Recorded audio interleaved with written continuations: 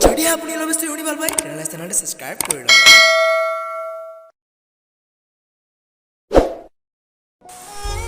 মই তোমাক বহুত ভাল পাইছিলোঁ, নিজতকৈও বেছি। তেতিয়া মোৰ তোমাক লৈ বৰ ভয় লাগিছিল, তুমি মোৰ জীৱনৰ পৰা আঁতৰি যাবানি বুলি।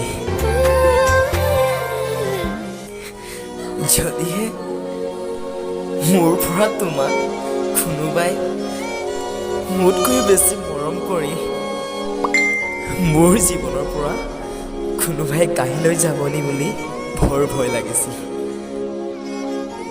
কিন্তু আজি কি হ'ল, যাৰ ভয় আছিল সেয়াইতো হ'ল ন।